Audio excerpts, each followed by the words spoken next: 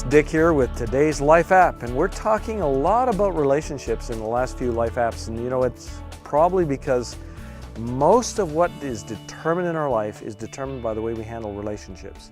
And particularly when it comes to business, ministry, our walk with the Lord. In fact, everything in the gospel is really related to relationships. In Luke chapter 16 and verse 11 and 12, there's this powerful statement Jesus made in a parable. And he says, if you have not been faithful in that which is least, who will make you faithful over much? Or who will make you a steward over much? And so, it's saying there that the little things of life, which include all of our relationships, and they're not that little really, but these are the things that determine whether we will be entrusted with great things in the future.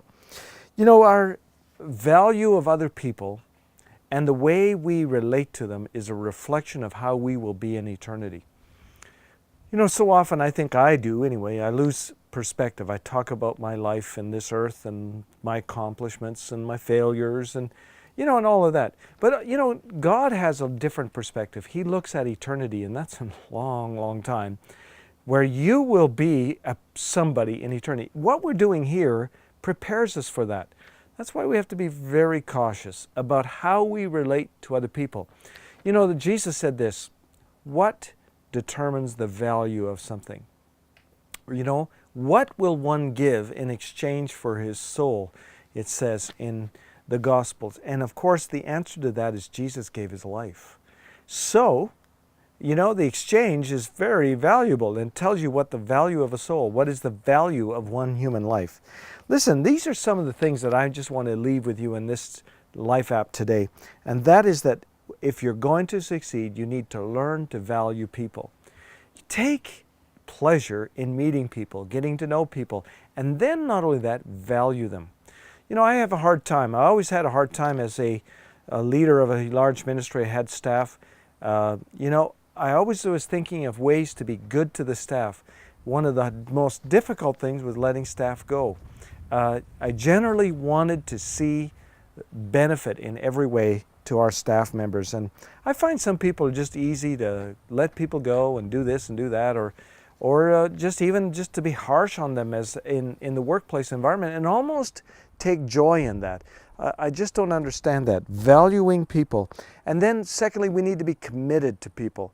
I found this was maybe part of my downfall in some ways when I ran a large ministry, was that I was a man of my word. When I made a commitment to someone, I'll come and help you, I'll come and do a broadcast or a program or preach at your conference. I did everything in my power to make that, and very often at a sacrifice to my own personal times with my family or vacation. That wasn't always the best, but it does follow through that I was committed to other people. You must possess integrity. You must set a standard for yourself and live by that standard. That's that integrity. And you must be a positive influence in other people's lives. Are you a positive influence? Look around the people that you relate to. Facebook's a big thing today. What kind of things do you say on Facebook? Of course, Facebook is a bit of a, it's not for the deep, intensive discussions necessarily, but Facebook is a social network where you can talk about the things that excite you and make you happy and the things that don't. But what do you talk about in those types of venues? What comes out of you? What kind of influence are you? And there again, let's be a positive influence. If we can and are a positive influence, we will be more effective in every area of your life, particularly with the blessing of God on our lives. Well, that's today's Life App, how you can be a better influence on those around you.